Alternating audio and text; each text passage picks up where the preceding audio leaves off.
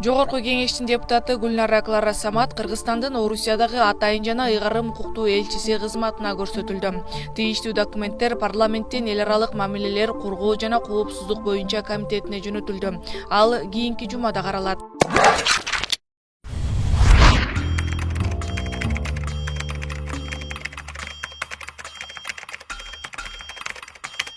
Гүлнара Клара Самат 2015-жылы Ата Мекен партиясынын 17-тизмеси менен парламенттик шайлоого катышып, 2018-жылы Жогорку кеңештеги Аида Салянованын ордуна депутат болуп келген. Самат Гүлнара Клара деген табышмактуу аты дароо аныкталып, ал 2007-жылдан 2008-жылга чейин БШКны жетектеп, Максим Бакиев коркутту деп өлкөдөн чыгып кеткен Клара Кабилова экени ачыкталган.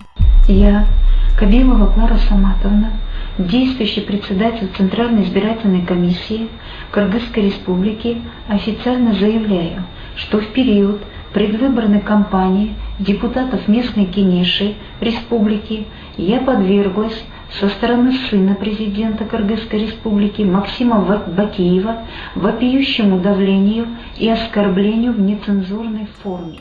Бул боюнча убагында башкы прокуратура кылмыш ишин козгоп, бирок Кабилова кайрылган жок деген негиз менен кайра жаап койгон. Бир канча жыл Орусияда жашап, ысымын Гүлнара Клара Самат деп өзгөрткөн. Ал парламентке депутат болуп келгенде Карек коомдук бирикмеси Кабилованын кош жарандуулугу болушу мүмкүн деп БШКга кайрылып, тактоону өтүнгөн. Ошол эле учурда Ата Мекенде аны тизмеден чыгаруу боюнча арызы менен БШКга кайрылган. Натыйжада жарандуулугу текшерилип, андан соң БШК мандат тапшырган. Гүлнара Клара Саматтын өмүр баянына токтолсок, конфликтология, саясий процесстер жана технология адистиги боюнча жогорку билимдин ээси.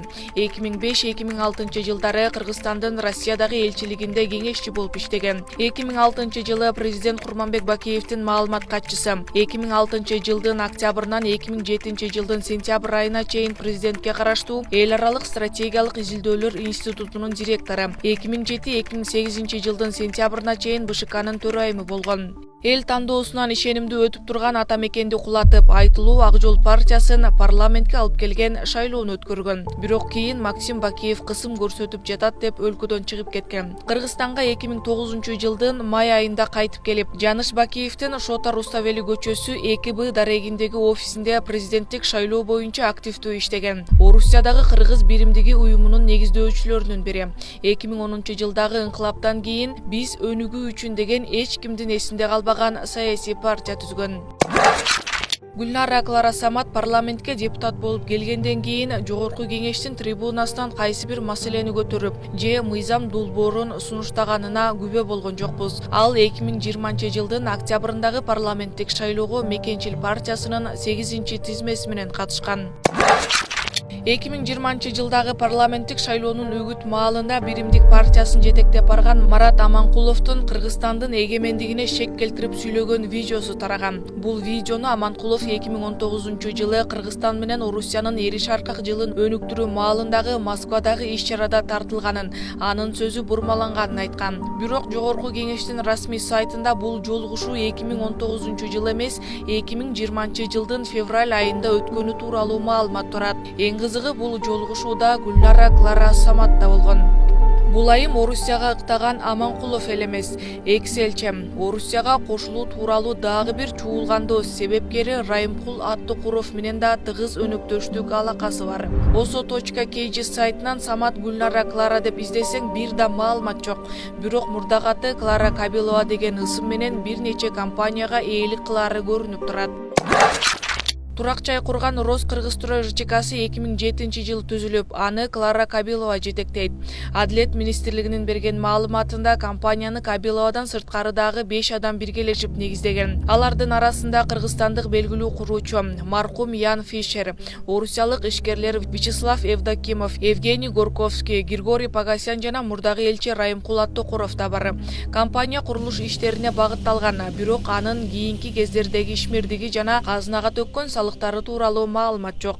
Мындан сырткары 2006 жылы Клара Кабилова менен Райымкул Аттокуров экөө биргелешип түзгөн Арк плюс ЖЧКсы бар. Фирма рынокты жана коомдук пикирди изилдөө менен алектенери көрсөтүлгөн. Фирманын ээлени көрсөтүлбөгөндүктөн казынага төккөн төлөмдөрү тууралуу маалымат жок.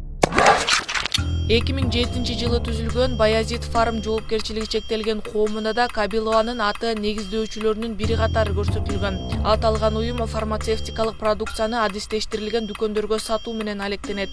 Компаниянын төккөн салыктары тууралуу маалымат эч жерде жок. Жогорудагы компаниялар Адилет министрлигинин базасында активдүү статуста турат.